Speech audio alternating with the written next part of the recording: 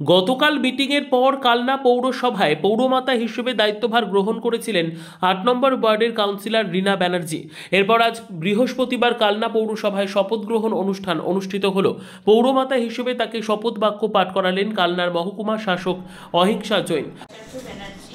বিধিবদ্ধ দ্বারা ঈশ্বরের নামে শপথ গ্রহণ করিতেছি যে আমি প্রত্যক্ষ বা পরোক্ষভাবে কোনো ব্যক্তি বা ব্যক্তির সাথে যোগাযোগ করিব না বা প্রকাশ করিব না এমন কোনো বিষয়ে যাহা আমার বিবেচনার আওতায় আনা হইবে বা চেয়ারম্যান হিসেবে আমার কাছে উপস্থাপিত হইবে, কেবলমাত্র সেই সমস্ত বিষয় ব্যতীত যাহা চেয়ারম্যান হিসেবে আমার দায়িত্ব যথাযথভাবে পালনের জন্য প্রয়োজন। শপথ নেওয়ার পর নবনিযুক্ত পৌরমাতা তিনি সংবাদ মাধ্যমের মুখোমুখি হয়ে বলেন, মুখ্যমন্ত্রী যে দায়িত্ব দিয়েছে তা সঠিকভাবে পালন করব। তবে প্রথম কাজ পাড়ায় সমাধানের যে প্রকল্পের কাজ সেটিকে আগে সম্পন্ন করা। রীতা ভট্টাচার্যের রিপোর্ট, সুন্দর বাংলা নিউজ।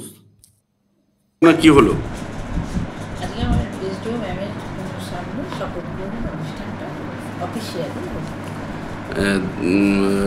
কারা কারা ছিলেন এখানে? সেখানে আমার প্রিয় যারা কাউন্সিলর ছিলেন, তারপরে আমাদের টাউন সভাপতি ছিলেন, তারপরে আধিকারিকরা যারা যারা যে যে দপ্তরে আছেন তারা ছিলেন এবং ডিও এফও স্যার দুজনেই ছিলেন।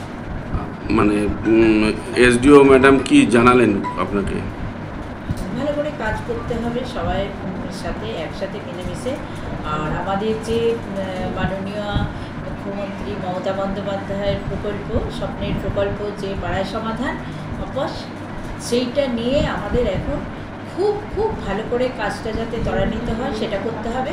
আর এর সাথে মানে আমি চাইবো এই মুহূর্তে এই পাড়ায় সমাধানের এই কাজটা যত তাড়াতাড়ি শেষ করা যায় ভালোভাবে সেটা, আর তার সাথে আপামর আম জনতার যাদের চাহিদা আছে সেইগুলো পূরণ করা।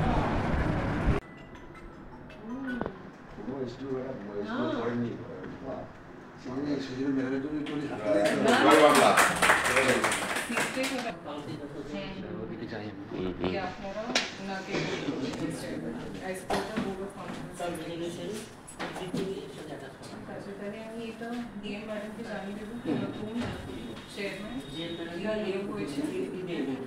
হ্যাঁ, ওটা তো ডিএম ম্যাডাম ঠিক আছে, তাহলে তাহলে এটা রাখুন যদি কিছু প্রবলেম থাকবে আমাকে। হ্যাঁ না না বেরোচ্ছি এসআইআর ট্রেনিং করছি ব্লক অফিস আছে। আচ্ছা ধন্যবাদ। আমাদের আজকে গতকালকে যে ট্রেনিং ব্যাপারটা বাকি ছিল শপথ নেওয়াটা, সেটা আমাদের আমাদের নির্বাচিত আমাদের যে চেয়ারপারসন হলেন চেয়ারম্যান হলেন শপথ বাক্য পাঠ করেন আমাদের